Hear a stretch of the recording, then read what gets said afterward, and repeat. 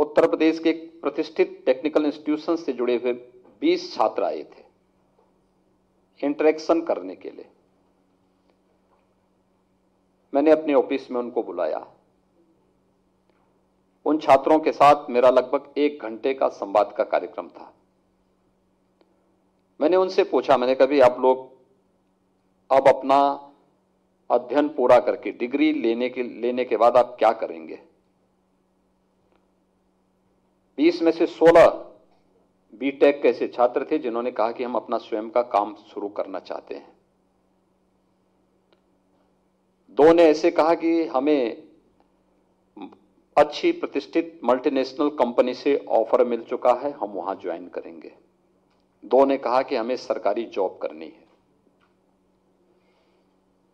जो 2 जॉब करना चाहते थे उसके लिए क्या उनको प्रक्रिया है, उसके बारे में मेरी उनसे मुश्किल से 5 मिनट की चर्चा हुई। जिन्होंने मल्टीनेशनल कंपनी को पसंद किया, मैंने उनसे केवल चर्चा की कि आखिर क्यों आप करना चाहते हैं। तो उनकी दृष्टि थी कि साहब हमें अच्छा पैसा हमें मिलेगा, अच्छा पैकेज मुझे मिल रहा है, इसलिए हम लोग जा रहे हैं। मेरा रुचि थी उन 16 छात्रों में जो स्वयं अपना काम शुरू करना चाहते थे। मैंने उनसे पूछा, भी आखिर आप अच्छा काम करना चाहते, आप अच्छा कर रहे हैं कि आप अपना स्वयं का काम शुरू कर रहे हैं? क्योंकि जॉब ढूंढने और जॉब प्राप्त करने के बजाय जब आप अपना काम करेंगे तो न जाने कितने लोगों को आप जॉब दे देंगे। तो जॉब सीकर के बजाय जो प्रधानमंत्री जी की मंशा है कि हमारा यूथ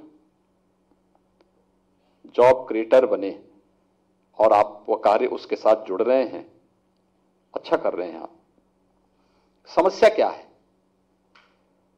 तो मैंने कहा साहब हम अपना काम अपना स्वयं का स्टार्टअप शुरू करना चाहते हैं, लेकिन हम करेंगे कैसे? कुछ लोगों के पास था, उनकी आर्थिक स्थिति ठीक थी, वे स्वयं करने के इच्छुक थे। उनके जिसकी पारिवारिक स्थिति अच्छी है, बैंकों से उनके संबंध हैं, अपना कारोबार पहले से भी है, शुरू कर सकते हैं। लेकिन जो नया युवा है वो कैसे करेगा? तो उसमें से कुछ लोगों ने कहा, तो मैंने उनसे पूछा, मैंने कहा भी क्या आप प्रधानमंत्री स्टार्टअप योजना के बारे में जानते हैं? उन्होंने कहा नहीं। मैंने कहा प्रधानमंत्री स्टैंड अप की योजना? उन्होंने कहा नहीं। मैंने कहा प्रधानमंत्री मुद्रा योजना? उन्होंने कहा नहीं। मुझे लगा कि जिनके लिए हम लोगों ने योजना बनाई है उनको इसकी जानकारी ही नहीं है। शासन योजना बनाती है, शासन के विभागों तक वो सीमित हो जाती है, वहां का बाबू ही उस तक सीमित हो जाता है, बाकी योजना वहीं पर दम तोड़ने लगती है।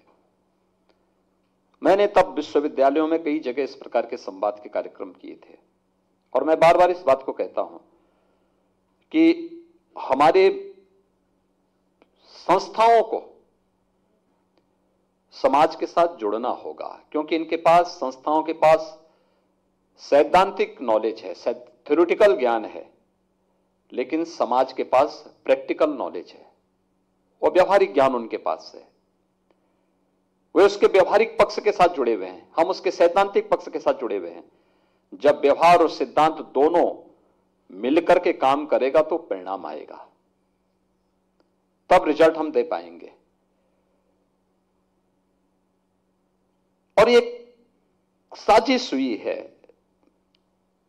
दुर्भाग्य से हम उस साजिश के बहुत जल्दी शिकार होते गए। याद रखना, भारत की जो सबसे बड़ी पूंजी है वो संयुक्त परिवारों की परंपरा है।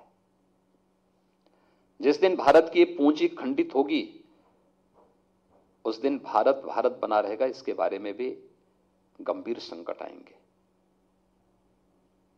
और लोगों को यही सब अच्छा नहीं लगता। जो भारत का हित नहीं चाहते उनको परिवार की दृष्टि बुरी लगती है, उनकी दृष्टि में एक खटकता है। अभी हमारे उपराष्ट्रपति जी आए थे।